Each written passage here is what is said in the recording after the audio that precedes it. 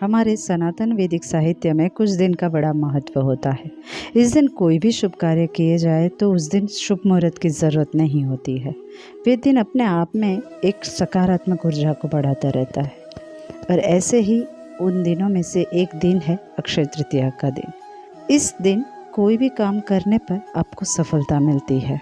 इसीलिए इस दिन कई शुभ कार्य जैसे कि समूह विवाह, गृह प्रवेश, नए वाहन लेना, सोना लेना आदि जैसे शुभ कार्य किए जाते हैं। तो आज अक्षय तृतीया के दिन का इतना महत्व क्यों है और इस दिन ऐसा क्या हुआ था और इसके पीछे का ज्योतिष क्या है, इन सभी को आज हम समझेंगे। अक्षय तृतीया का अर्थ होता है जिसका कभी क्षय ना हो, जिसका नाश नहीं होता। यानी इसे सरल शब्दों में समझे, जो कभी खत्म ना हो, जिसका कभी अंत ना हो, इसे अक्षय कहते हैं। यानी हम वैशाख शुक्ल तृतीया को किसी भी शुभ काम की शुरुआत करेंगे तो इस दिन सफलता अवश्य मिलेगी।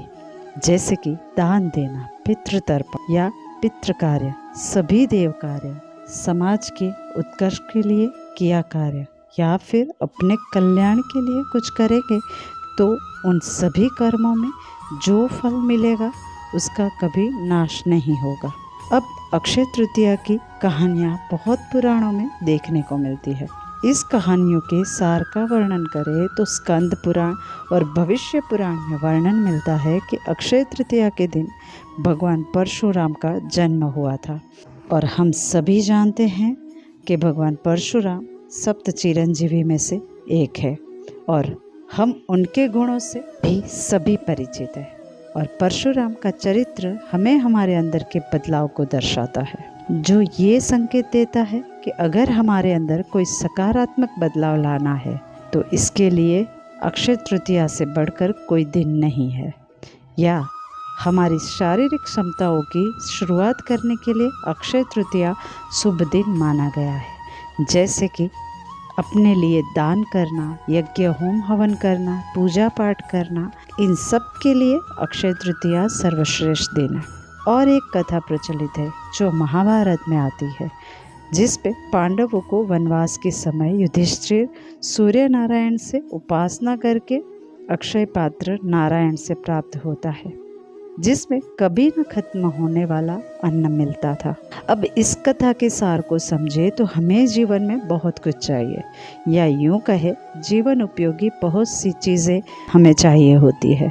जैसे कि किसी को पैसे चाहिए, किसी को सफलता चाहिए, किसी को लोगों से जुड़ाव चाहिए, किसी को अवसर चाहिए। तो इन सब के लिए जो सर्वश्रेष्ठ दिन है वो है अक्षय तृतीया। और महाभारत ग्रंथ का लेखन कार्य भी इस दिन से ही शुरुआत किया गया था। और हम सभी जानते हैं कि महाभारत ग्रंथ जो महाकाव्य माना जाता है, जिसको लिखना कितना कठिन कार्य था, और ये कठिन कार्य को सरल बनाने के लिए भगवान गणेश की सहायता ली गई थी। जो महाभारत का ग्रंथ का लिखना जो हमें संकेत देते हैं कि महाभारत लिखना जैसे मुश्किल कार्य जो हमारे जीवन में भी होते हैं, जो लगते हैं कि हम कभी पूर्ण नहीं कर पाएंगे, तो ऐसे कर्मों में अगर हमें सफलता चाहिए तो ऐसे कामों की शुरुआत अक्षय तृतीया के दिन करनी चाहिए, जिससे हमें भी सफलता प्राप्त हो। अब इन सब कथाओं को सुनने के बाद मन में प्रश्न आता है कि तो फिर ऐसा क्या होता होगा इस दिन, जो इस दिन का इतना महत्व होता है। तो इसके लिए हमें ज्योतिष को जानना होगा। ज्योतिष के अनुसार इस दिन अवकाश में 9 ग्रहों के प्रमुख ग्रह सूर्य और चंद्र, क्योंकि सारे ज्योतिष की गणना सूर्य और चंद्र की स्थिति के अनुसार ही की जाती है। तो इस दिन सूर्य और चंद्र दोनों उच्च के होते हैं। सूर्य मेष राशि में उच्च का होता है और चंद्र वृषभ राशि में उच्च के होते हैं। और ये घटना सिर्फ अक्षय तृतीया के दिन ही होती है, इसीलिए इस दिन का इतना महत्व होता है। और सूर्य और चंद्र के कारक को देखें तो सूर्य हमारी आत्मा का कारक है और चंद्रमा हमारे मन का कारक है। यानी सूर्य से आत्मबल में वृद्धि होती है और चंद्रमा से हमारा मनोबल बढ़ता है। जिसके कारण हम प्रसन्न रहते हैं और मन की प्रसन्नता से बड़ा कोई शुभ दिन नहीं होता है।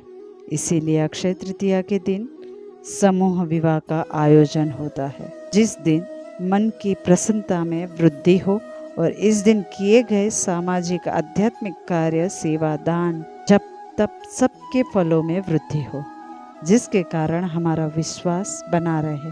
तो आने वाली अक्षय तृतीया आप सभी के जीवन में ढेर सारी प्रसन्नता लाए और जिसके फल का कभी नाश ना हो। धन्यवाद। अस्तु।